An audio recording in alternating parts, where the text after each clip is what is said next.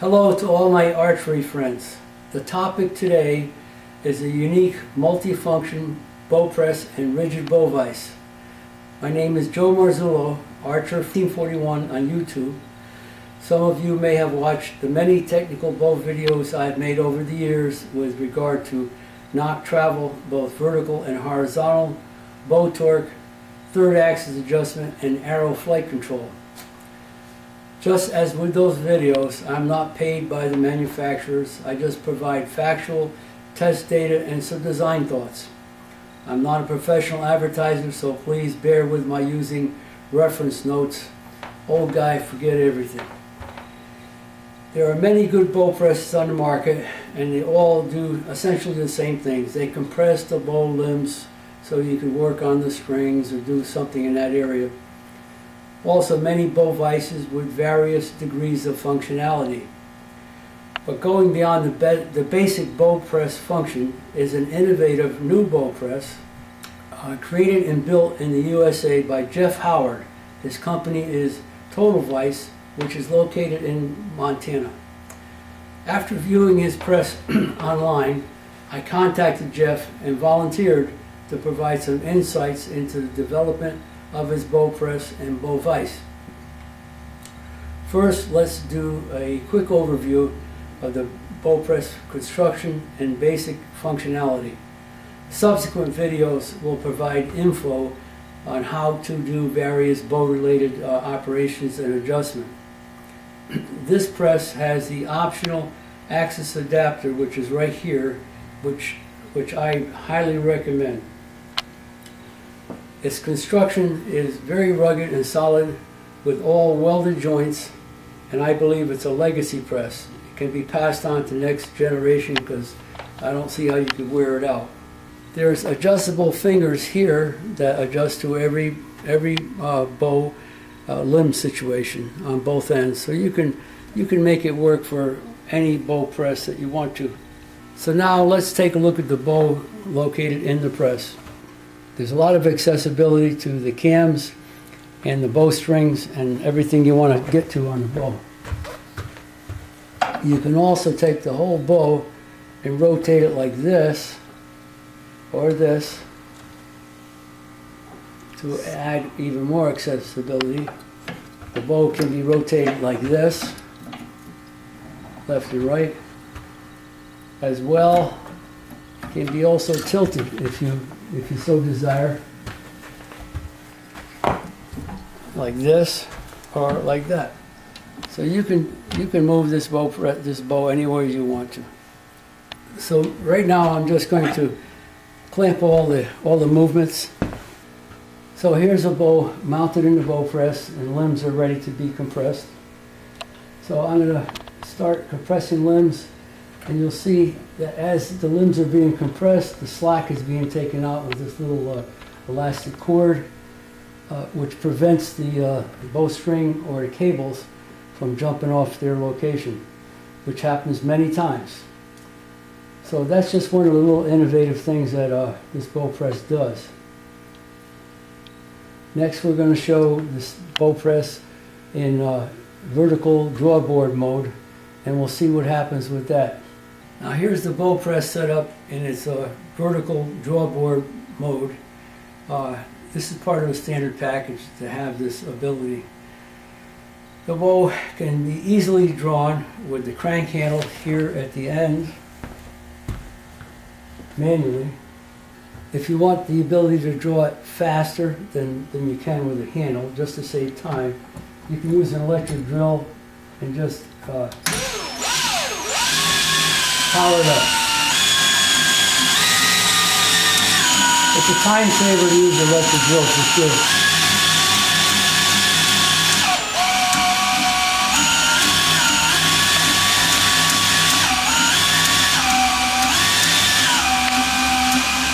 It's coming into the stops right here.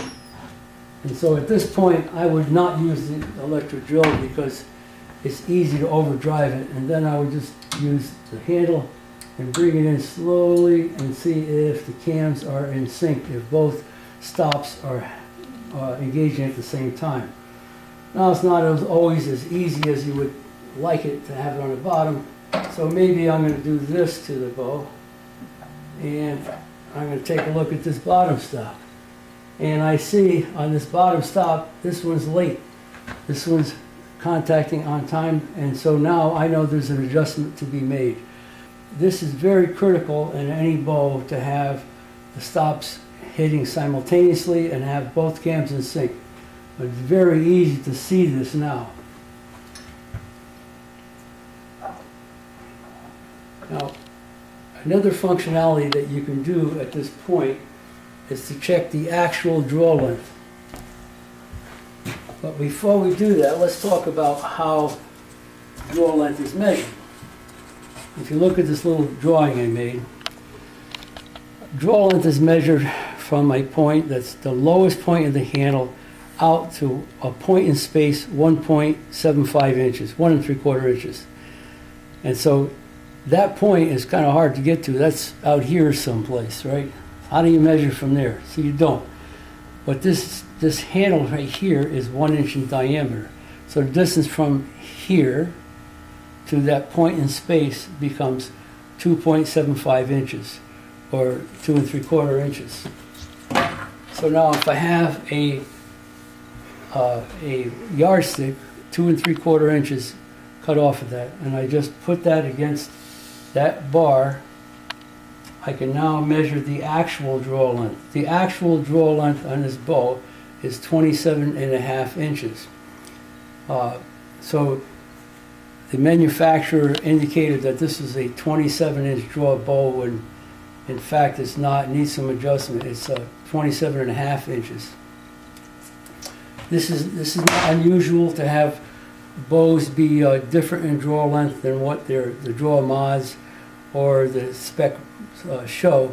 But if you have an archer that really needs a specific draw length, you need to be able to measure it. So once again, to have that ability to move the bow one way or another, you can see where those errors occur. Another thing you can do is rotate the bow for a third axis adjustment.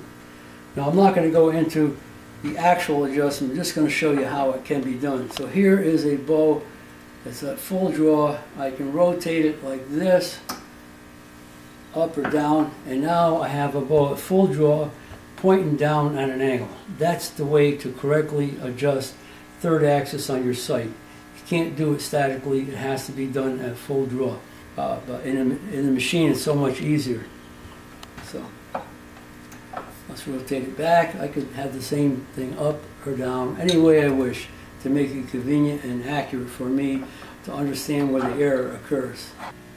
Now we're going to look at Jeff Howard's bow vise. We've all seen the existing bow vices that secure the bow by clamping on a limb this way and that way. And the bow is kind of rigid, but as soon as you move it, it tips left, tips right. You make an adjustment, everything moves. This bow vise is much better in that respect. You just put this little adapter here, screw it into your stabilizer hole like this, temporarily just for the use of the press, the vise. Insert it into the vise, clamp it down, and that's rigid now. Now you can take the same bow and rotate it like this, clamp it down, rigid again. You don't like that location, you want it rotated more, you can do this with it. You can do this with it. So now this enables you to add any accessories that you wish on a bow without the bow escaping.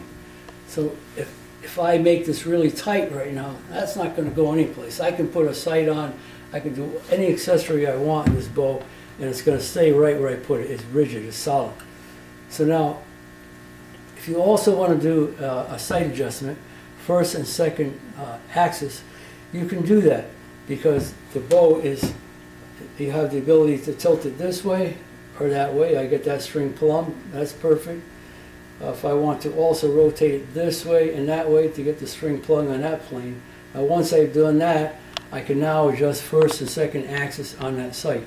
You can't do that with a bow vise that holds onto the limbs and a bow is going every which way every time you move something. So I think in that respect, for rigidity and For rigidity of the bow, this bow vise is head and shoulders above what's available currently on the market.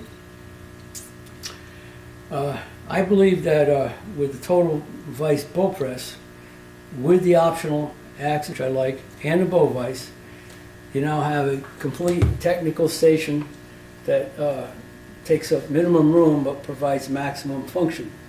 It's a great overall package that allows you to have a Bowtech station that can do everything.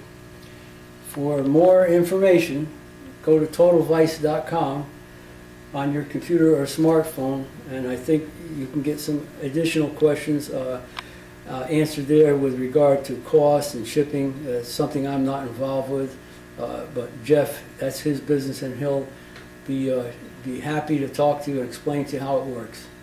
Thanks, and so long for now.